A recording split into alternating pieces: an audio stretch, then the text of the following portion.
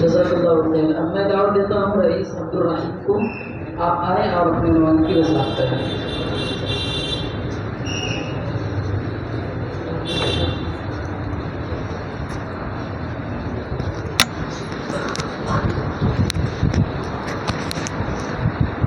السلام علیکم ورحمۃ اللہ وبرکاتہ. الحمدللہ رب العالمین والصلاة والسلام علی سید المرسلین وعلی آلہ وصحبہ اجمعین. اما بعد. قال اللہ تعالی اعوذ باللہ من الشیطان الرجیم بسم اللہ الرحمن الرحیم. ان الصلاۃ کانت علی المؤمنین کتابا موقوتا. حکم صاحبان، مشفق اساتذہ اکرام، دینی و ملی بھائیوں، آج کی اس پرنور محفل میں جس موضوع کے تحت لب کشائی کرنا چاہتا ہوں وہ ہے نماز کی فضیلت.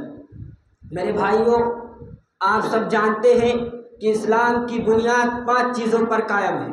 نمبر 1 کلمہ شہادت کا اقرار کرنا. نمبر دو نماز قائم کرنا. نمبر 3 زکوٰۃ ادا کرنا. اور نمبر 4 رمضان کے روزے رکھنا. نمبر 5 اگر طاقت ہو تو حج کرنا. میرے بھائیوں، اسلام کے ان 5 بنیادی ارکان میں سے ایک نہایت رکن نماز ہے. یہ عقیدہ بھی ہے، عمل بھی ہے، مومن کی پہچان بھی ہے اور معراج بھی ہے. لیکن موجودہ مسلم معاشرے میں کلمہ شہادت کا اقرار کرنے کے باوجود بعض لوگ نماز نہیں پڑھتے، نہ کوئی اہمیت دیتے. جیسا کہ اللہ رب العالمین ارشاد فرماتا ہے ان الصلاۃ کانت علی المؤمنین کتابا موقوتا، یعنی نماز مومنوں پر اس کے مقررہ وقت پر فرض ہے. میرے بھائیوں، یہ نماز ہے جس کا ذکر قرآن مجید میں تقریباً 70 سے زائد مقامات پر آیا ہے. یہ نماز ہے جو مومن کی معراج ہے. یہ نماز ہے جو مسلمان اور کافر کے درمیان حد فاصل ہے. یہ نماز ہے جس کو جان بوجھ کر ترک کرنے والا حدیث کی روشنی میں کفر کا ارتکاب کرتا ہے. یہ نماز ہے جس کے بارے میں قرآن کہتا وَاسْتَعِينُوا بِالصَّبْرِ وَالصَّلَاةِ، صبر اور نماز سے اللہ کی مدد حاصل کرو. سرور کونین صلی اللہ علیہ وسلم ارشاد فرماتے ہیں بین الرجل و بین الشرک والکفر ترک الصلاۃ، آدمی اور شرک و کفر کے درمیان فرق کرنے والی چیز یہ نماز ہے. میرے بھائیوں، یاد رکھو، جو شخص مسلمان کہلاتا ہے نماز ادا نہیں کرتا، ایسے شخص کا حقیقی اسلام سے کوئی تعلق نہیں.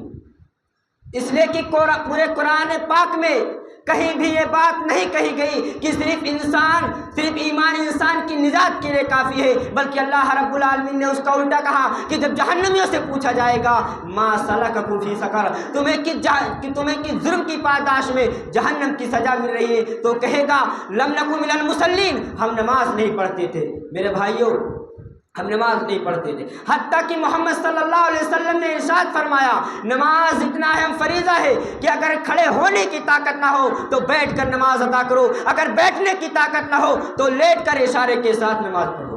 میرے بھائیوں، نماز ہے، اللہ رب العالمین کہتا ہے کہ نماز حالت جنگ میں معاف نہیں، جیسا ارشاد باری تعالیٰ ہے وَإِذَا كُنْتَ فِيهِمْ فَأَقَمْتَ لَهُمُ الصَّلَاةَ، اے میرے نبی آپ موجود ہیں، تیر کی بارش ہو رہی ہے، تلواریں چل رہی ہیں، ایسے حال میں بھی نماز معاف نہیں ہے. میرے بھائیوں، نماز ہے، کہتے ہیں اٹھو باجماعت نماز ادا کرو، فرماتے ہیں اللہ دشمن سامنے موجود ہے، خطرے کی حالت میں